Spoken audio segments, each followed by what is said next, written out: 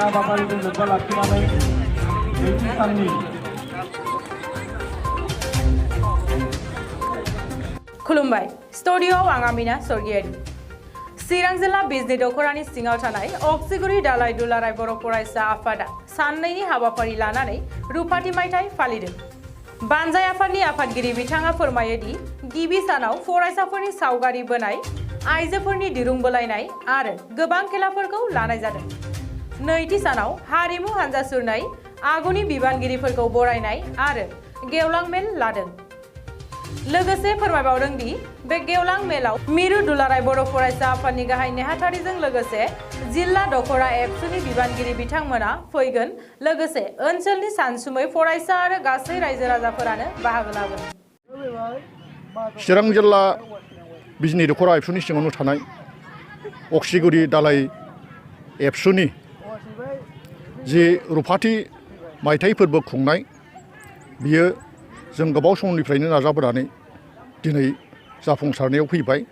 मैया सेथि थांबाय, सेथि सान बेवहाय जों गोबां गथ'फोरनि गेलेनाय बादायनाय, हिन्जावफोरनि दिरुं बोलायनाय, गथ'फोरनि आर्ट एबा सावगारि आखिनाय बायदिसिना खेलाखौ जों होनाय जादों। आरो दिनै जोंहा नैथि सान, बेवहाय दिनै गेवलां मेल जागोन आरो बे गेवलां मेलाव दिनै दुलाराय मिरु एबसुनि नेहाथारि फैगोन आरो लोगोसे डिस्ट्रिक्ट एबसुनिबो बेखेवगिरि हिसाबै आलासि फैगोन आरो बिजनी आन्सलिक एबसुनिबो आफादगिरिजों लोगोसे गोबां मावथिफोर फैगोन। आरो बे हाबाफारि खुंनायाव जोंहा जोंनि ओनसोलनि रायजो राजाफ्रा अननायनि गेजेरजों गोबां अनसुंथाइ हरदों आरो बिजनी ओनसोलनिनो जोंहा माखासे गेदेमा सुबुंमोन, बिथांमोनाबो जोंनो अनसुंथाइ हरदों। दा जोङो बिथांमोननि बे अनसुंथाइजोंनो जों दिनैनि बे हाबाफारिखौ खुंफुंनो हानायाव फैबाय।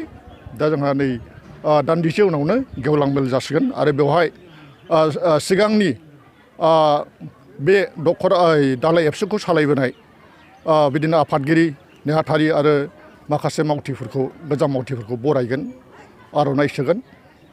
दा बिथांमोननि गोसोखौ गोजोन होगोन बे हाबाफारिखौबो लादों। दा दिनै जोंहा बे हाबाफारिखौ जाफुंसार होनो थाखाय बे ओनसोलनि बर' गामिनि बर' रायजो राजाफ्रा लैहोर लैहोर फैगासिनो दङ, माखासे फैबायानो।